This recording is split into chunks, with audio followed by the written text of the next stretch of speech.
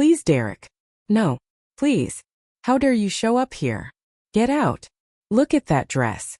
Huh. I stood there 8 months pregnant, watching my ex-husband marry another woman, when he grabbed my dress and ripped it in front of everyone, laughing at my humiliation.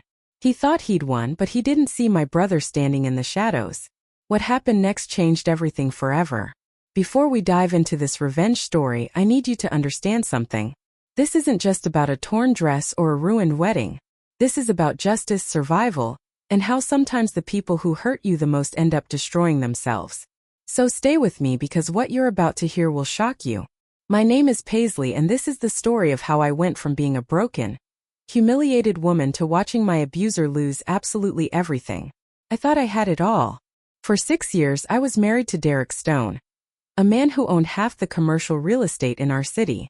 We lived in a mansion with marble floors and crystal chandeliers.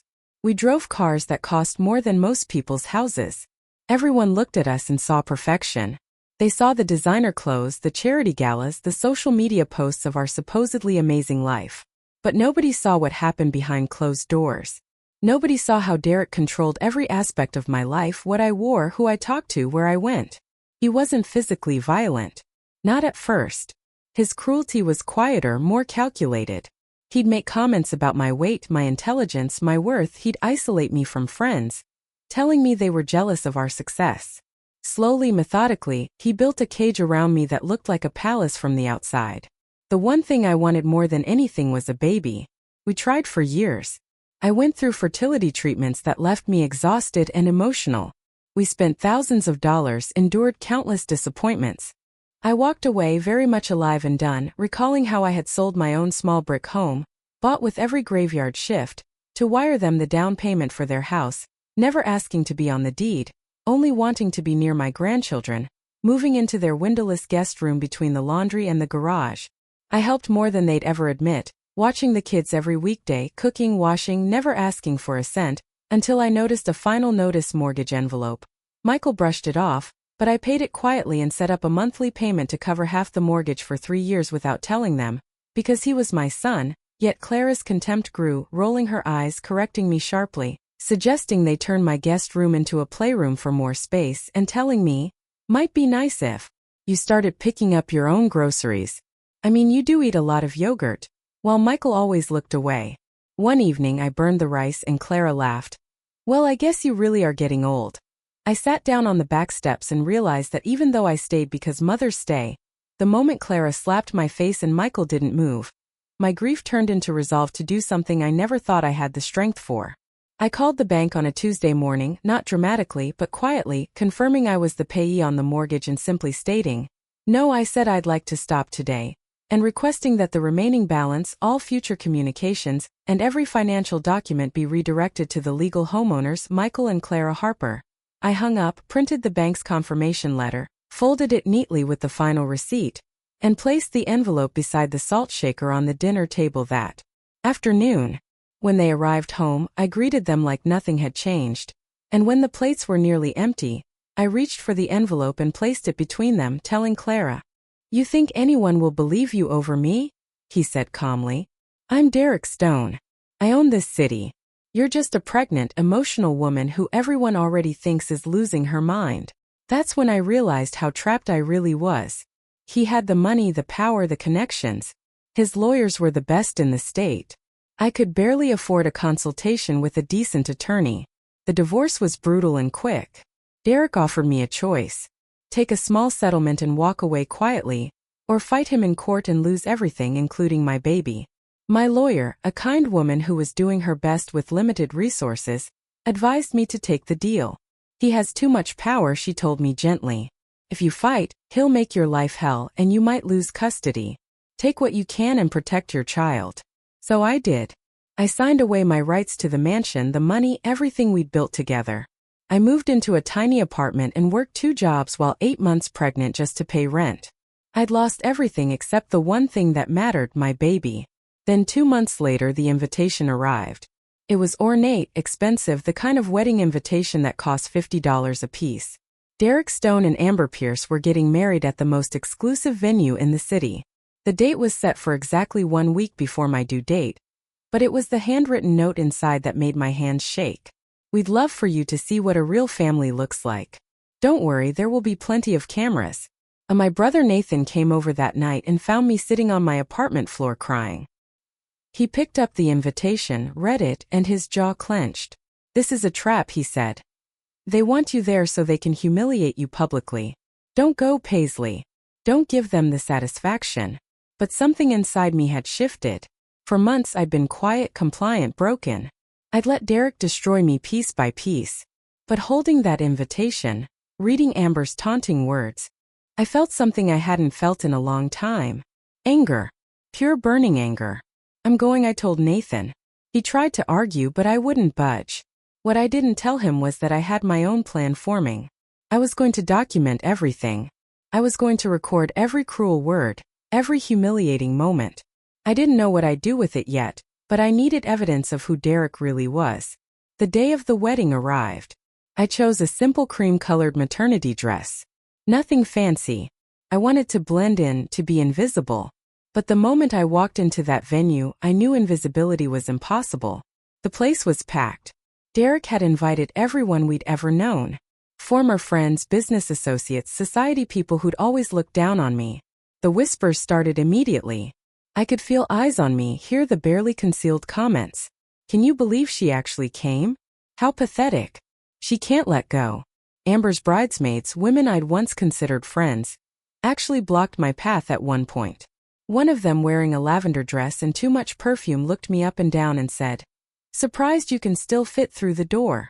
I said nothing, just kept walking, head high, phone recording in my purse. The ceremony was torture.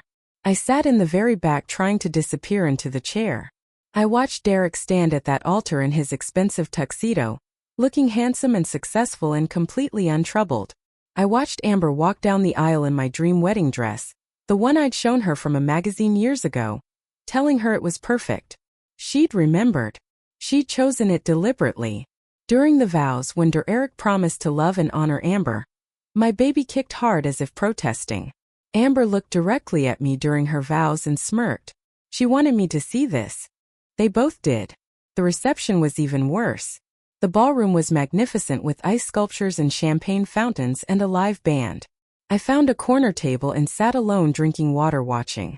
Derek's business partners congratulated him, slapped him on the back. I heard one say, "Smart man.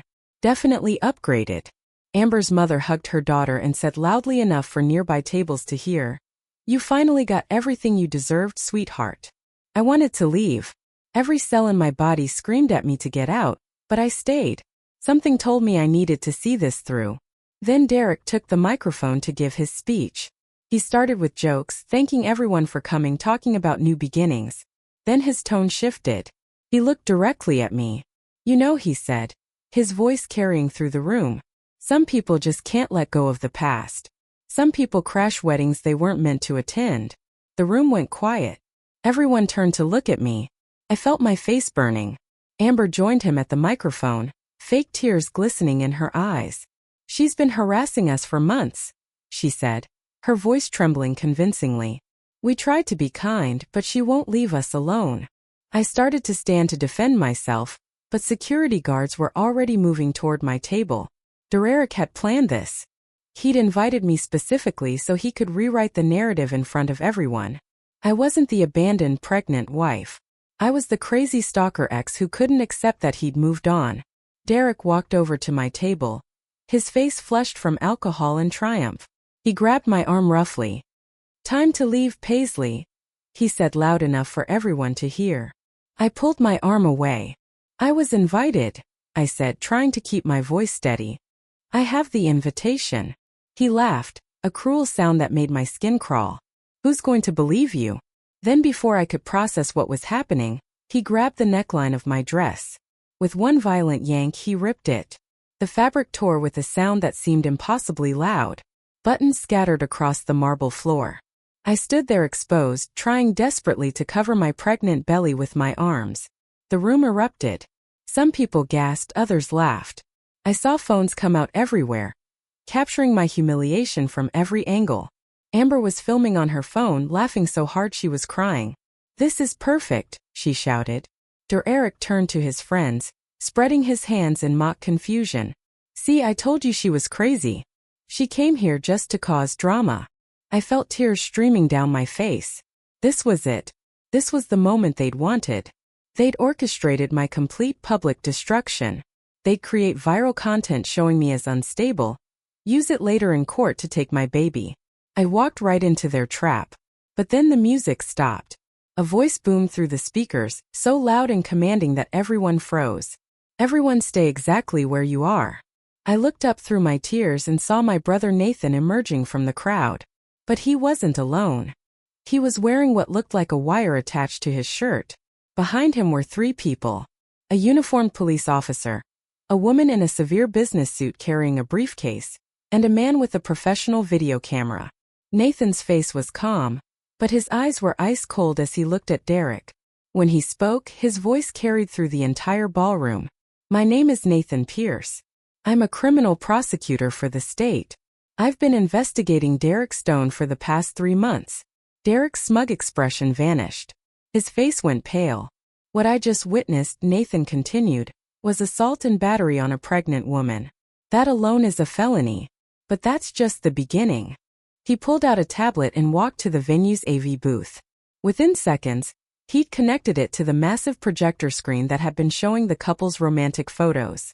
The screen flickered, then filled with documents. "For the past 3 months," Nathan said, pacing slowly in front of the screen, "I've been working with the IRS and the FBI to investigate Derek Stone's business practices." Financial documents appeared on the screen. Bank statements, offshore account records, emails. The woman in the business suit stepped forward. "I'm Agent Morrison with the Internal Revenue Service. Mr. Stone has been committing tax fraud for the past 6 years, hiding over $8 million in offshore accounts." The room was completely silent now, except for the click of Nathan's tablet as he changed slides. More documents appeared. Emails between Derek and various business partners, discussing fraudulent real estate deals, forged inspection reports, schemes to defraud investors. But then Nathan revealed something that made my blood run cold. "And Amber Pierce," he said, looking directly at my cousin, "has been an active participant in money laundering, helping Derek hide assets through fake art purchases and shell companies." Amber's face crumbled. "I didn't know," she stammered. "I didn't really." Nathan cut her off. He tapped his tablet again, and an audio recording began to play. Amber's voice, crystal clear, filled the ballroom. "Once we have the baby, we can just pay Paisley off. Give her $50,000 to disappear." Derek's voice responded. "Or we prove she's unfit and she gets nothing. I already have a doctor ready to sign whatever documents we need." The recording continued, revealing their entire plan. How they'd intended to use my postpartum vulnerability against me.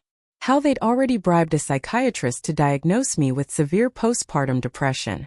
How they planned to take my baby permanently and erase me from their lives. I watched the color drain from faces all around the room. These people who moments ago had been laughing at my humiliation now understood what they'd really been witnessing. The police officer stepped forward, handcuffs ready.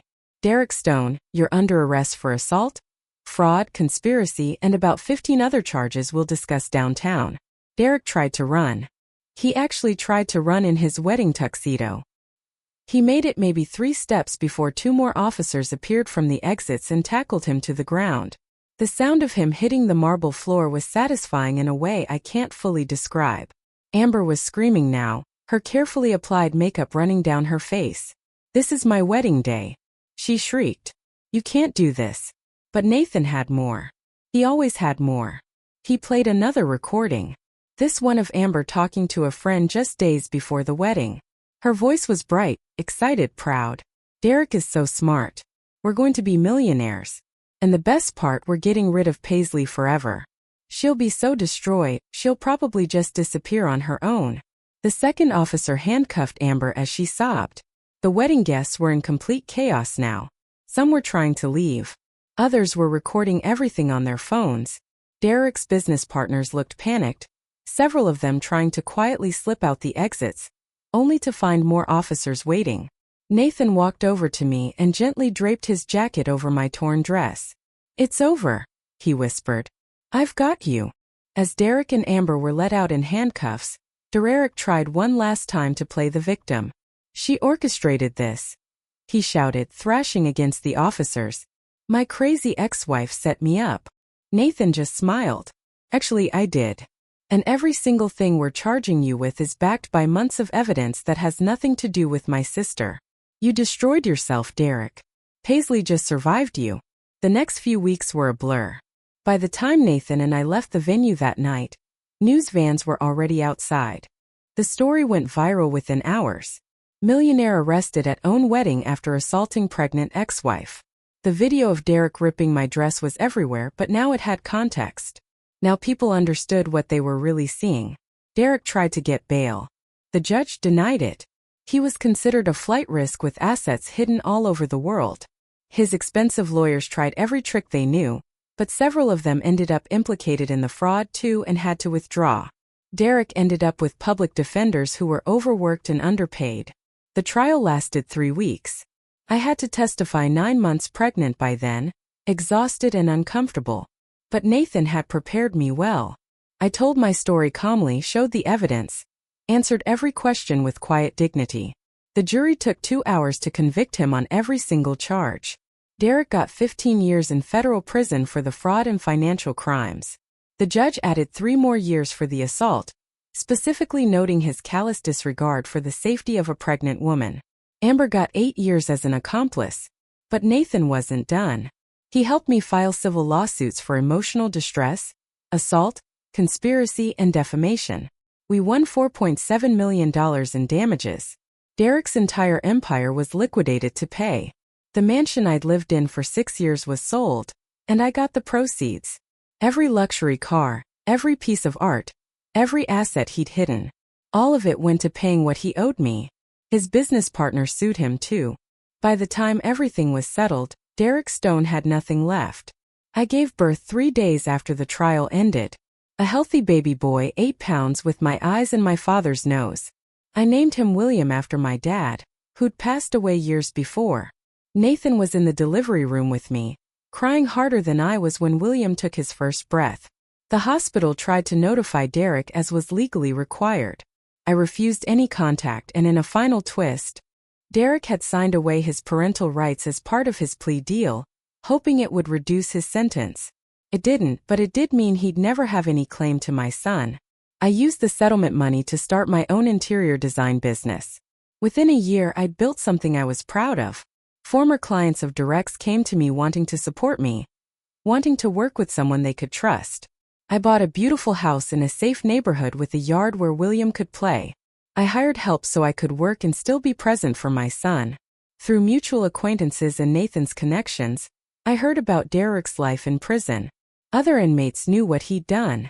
Assault on a pregnant woman doesn't earn you respect behind bars. He wrote me letters begging for forgiveness. I burned every single one without reading them. He tried to get visitation rights with William. The court denied him without hesitation. Amber got out after 5 years for good behavior. She moved to another state, works at a coffee shop for minimum wage, and lives in a studio apartment. Her social media accounts, once full of luxury and bragging, are gone. She tried to reach out once through a mutual friend. I blocked the friend. Today William is 4 years old. He's brilliant and kind and full of energy. My business is worth over $2 million and expanding to 3 cities. I'm dating a wonderful man named Paul, a high school teacher who makes me laugh and treats me with genuine respect. He loves William like his own son. Nathan is still my hero, still William's godfather and favorite person in the world. I used some of the settlement money to buy my parents a house to pay off their debts, to give them the security they'd always dreamed of. And I started a foundation that helps women leave abusive relationships, providing legal fees and emergency housing. That night at Derek's wedding changed my life. Not because of the humiliation or the torn dress or the public spectacle. It changed my life because it was the moment I stopped being a victim and started fighting back. It was the moment my brother showed me what real love and protection looked like. It was the moment Derek's carefully constructed empire began to crumble under the weight of his own cruelty. Sometimes I think about that moment when he ripped my dress. When he thought he'd won, when he was sure he'd destroyed me completely. He had no idea that every phone recording my humiliation was also recording his assault. He had no idea my brother had spent 3 months building an airtight case against him. He had no idea that his own arrogance and cruelty would be his downfall. Derek thought power came from money and control and humiliation. But real power comes from surviving. From standing back up when someone tries to destroy you. From building a new life from the ashes of the old one. He's in prison, broke and alone. His name is synonymous with fraud and abuse. His business empire is gone. His reputation is destroyed forever. And me? I'm free. I'm successful. I'm surrounded by people who genuinely love me. I'm raising a son who will grow up knowing his mother never let anyone break her spirit. That's real power. That's real victory. If this story resonated with you, I hope you'll share it. Not for me, but for anyone out there who's trapped in a relationship with someone like Derek.